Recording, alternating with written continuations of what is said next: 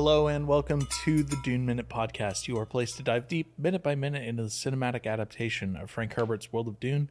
I'm one of your hosts, John. And I'm Zach. And we are back. We are talking about minute 123 through 124.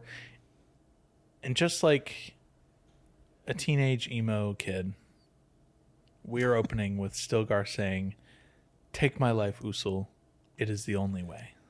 I had to look up and make sure this wasn't a My Chemical Romance lyric, because it certainly sounds like it should be. Well, Gerard Butler is a very well-known nerd. Sure. So it wouldn't surprise me if he was ever somehow inspired or, influenced by any of Frank Herbert's works. And sort of responsible for 50 Shades of Grey. No, 9/11 is. Oh, yeah. I mean, take a step back. 9/11. No, 9/11 is responsible for My Chemical Romance, Yes. which 9/11 also is responsible for Twilight, which is responsible for 50 Shades of Grey. Yeah, I know that. But if you follow the path, Gerard Butler fits in there because that's what the fanfic was written off of. His work in My Chemical Romance. Was it? Yeah, that's the chain of events. Oh. It goes 9/11. Gerard Way goes to therapy. He needs to have a creative outlet. Creates My Chemical Romance. What's her face? Stephanie Meyer is a My Chemical Romance fan. Decides to start writing fanfic based around their or in theme of their music. That gets turned into Twilight. Further fanfic from Twilight gets turned into 50 Shades of Grey. Okay. And I thought you were then saying that 50 Shades of Grey was My Chemical Romance fan. No. Okay. No, I knew about the Twilight My Chemical Romance. Yeah. Yeah. And then somehow, I forget the chains that link these two together, but eventually Ellen got canceled. Good. Yeah, no, good. I'm not saying it's a bad thing. I'm just saying that all these things are inextricably linked. Yeah. So anyways, Dune. Anyways, it's it's August 31st. So anyways, Dune. Where to begin? Take my life, Usul. It is the only way. This is Stilgar is just arms wide open. Creed is blasting on the fucking stereo in his garage. It's 3 a.m. That's right. It's a humid ass summer night. And Paul just turns to him and shouts in the most just straight, loud, yelling voice, Yeah. "I am pointing the way." Ooh. And that's what happens in the crowd. And well, some notes though is some notes. Wow. Wow. All right, there's our Christopher Walken of the week. Some notes on this though is Stilgar is taken quite aback by this. He's completely ready to die for his Messiah. This is the part that he feels like he has to play. Right. And Paul just completely subverts that whole plan because why would he, deny himself of the best of us in this time?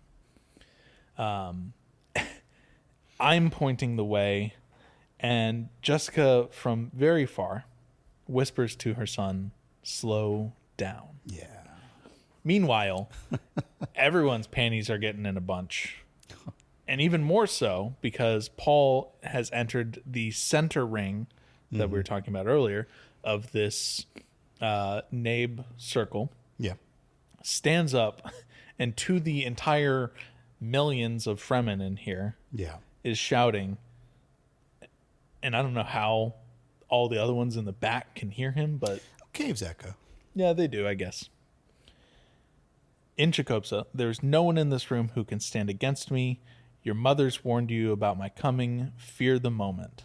Now, there's a lot that happens in between him saying There that. is, yeah, and I've got some notes. As soon as he says there's no one in this room who can stand against me, everyone stands up, Chris knives drawn, and I love the sound of all the Chris knives being drawn. It tingles the part of my brain that just gets the most amount of good vibes from good sounds, whether it's super heavy bass or the sound of wind chimes or anything like that. Sure. It's just Beautiful. Very good. They're pissed. Oh, rightly so. And so they were already kind of teed up for something's about to happen, because when he says, "I'm pointing the way," this elicits a lot of shock amongst the crowd. Stilgar's taken back. Mr. Rule Yeah. followers taken back. Yeah. There's murmurs echo across the crowd. There's some harumphing. Maybe a galump or two. I don't know what that sounds like, but It sounds not unlike a harumph. okay. Yeah. It's a cousin to the harum. I didn't hear a harumph out of this guy. So, now amongst all the angry people is Johnny, who's also Who is also very angry. very, very pissed. Yep. She continues to stare her Chris knives down at Paul, and she's one of the ones who rises up when he says that not one of you can face me or whatever. Gurney, There's no one in this room who can stand against me. stand against me. Yeah. Yes.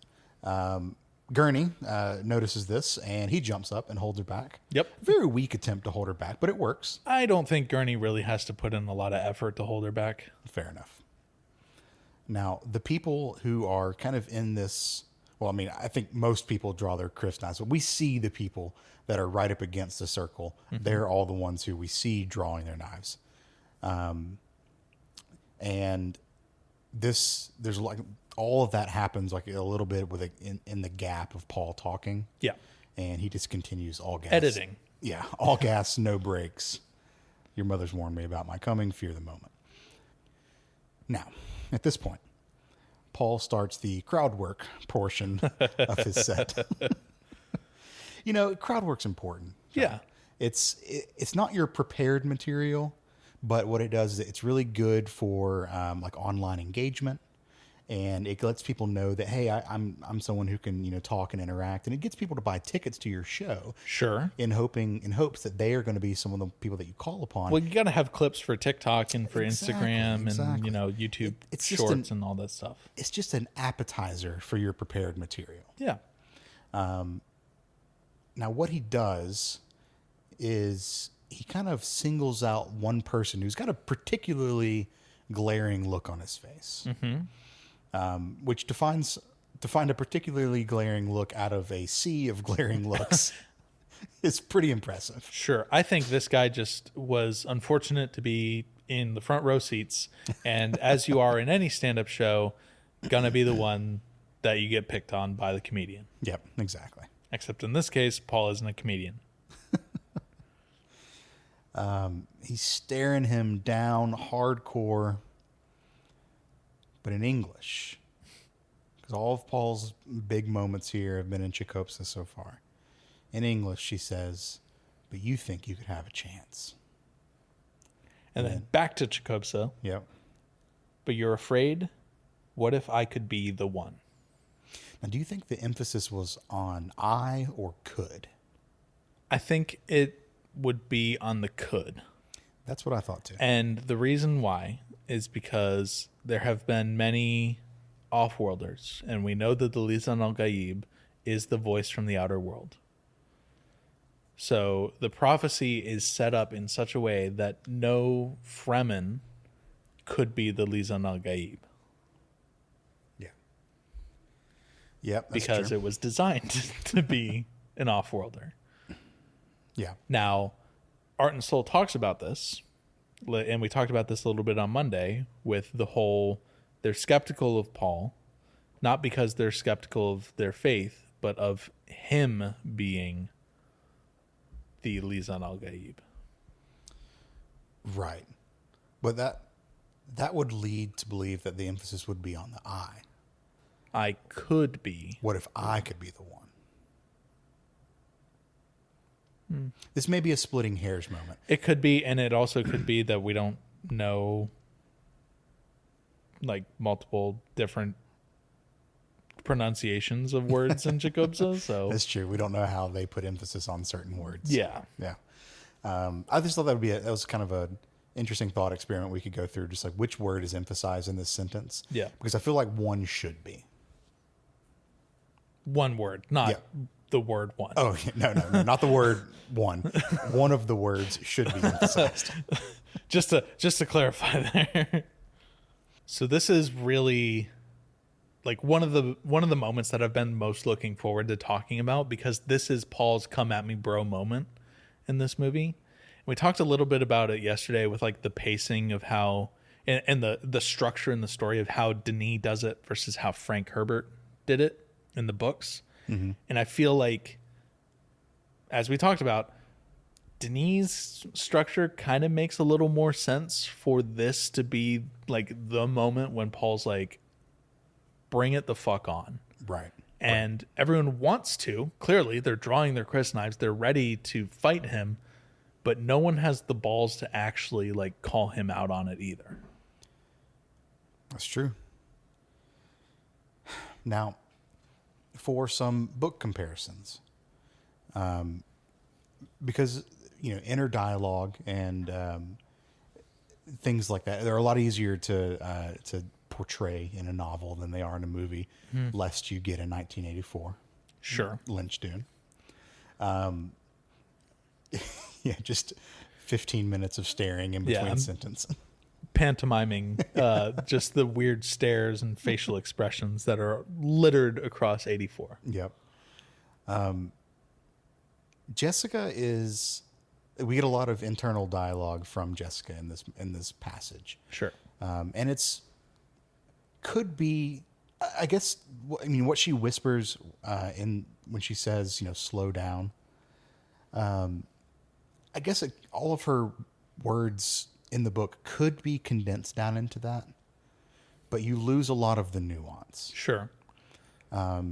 She's saying things like, he's accepting the religious mantle, he must not do that.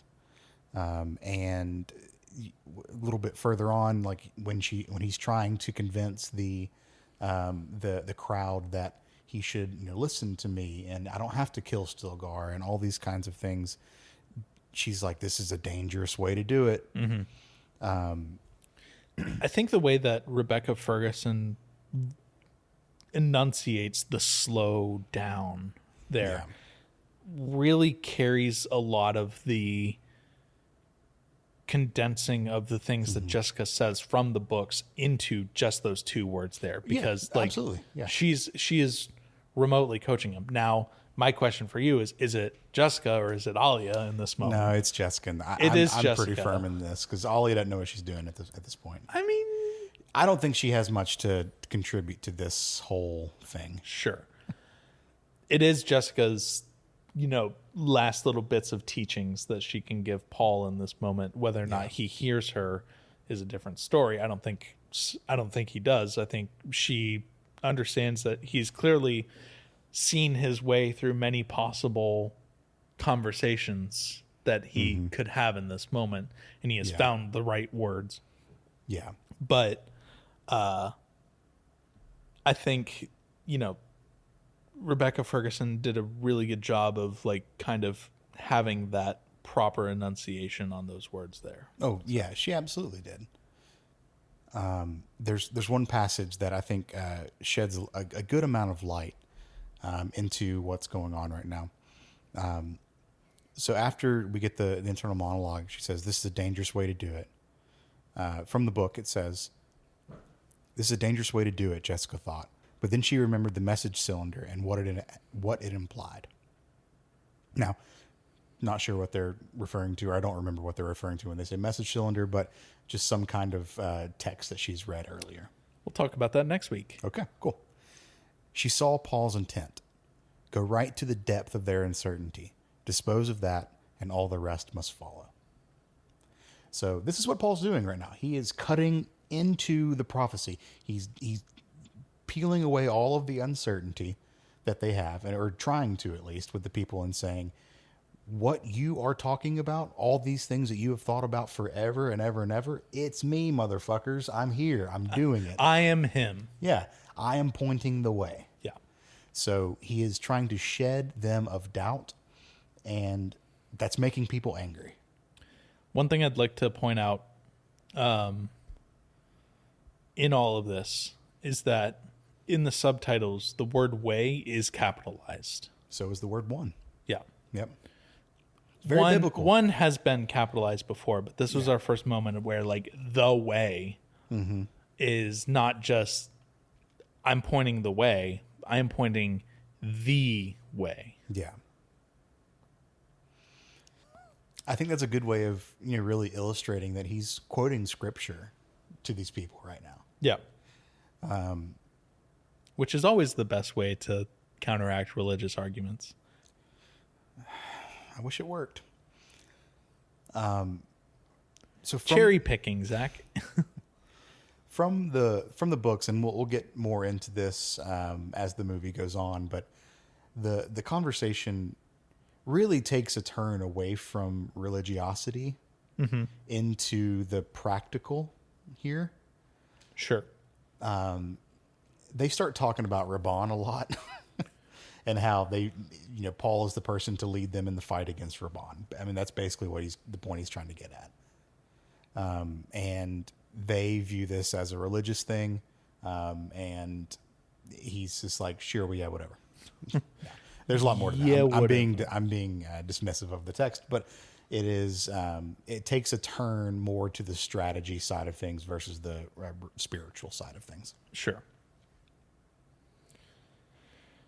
I mean, Paul is certainly digging deep into religion here, so. Yeah. This is also the point where we get the first "Long Live the Fighters" of Muad'Dib from the books. Oh, okay. I thought you were going to say in the movie. I'm like, did you and I watch the same movie? Nope. This is about the time we get the "Long Live the Fighters" of Muad'Dib in the books, and one of the coolest scenes from 84's Lynch. That's super like utilitarian hallways. Oh, of course. Yeah. Cool. That is those are my book notes. I don't know if I have many for tomorrow because tomorrow is more of a made up part of the movie. So my last notes from Art and Soul for this week are some more details around this whole scene and how it was shot. Mm-hmm. So it was shot in Budapest. Okay. On one of the many sound stages that they had there. They built out the entire speakers mound and everything.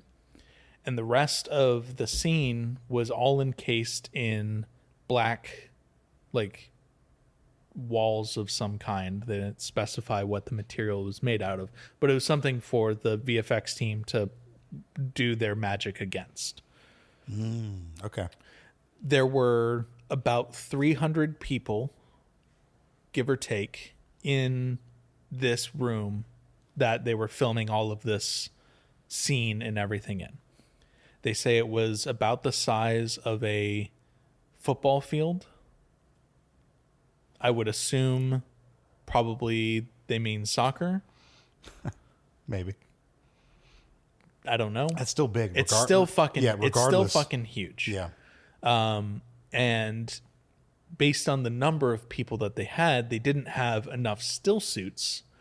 So what they did was they essentially tuxedo t-shirted still suits onto a lot of extras and everything. That's funny. And they just like kind of buried the still suit t-shirts and everything under like other garments and everything to help it make it not appear as fake. Man, I want one of the t-shirts. I want one of those still suit t-shirts so bad. You could have sold those things $100 a pop. Come on. 100. You could probably sell them for way more. Man, that would have been cool. I know, dude. Like, fuck. That would have been awesome. But yeah, and then they had this crowd of 300 all like really closely around Paul, and that includes Javier Bardem and the fucking narc and Chani and Gurney Halleck and all of the other like major actors and everything in the scene.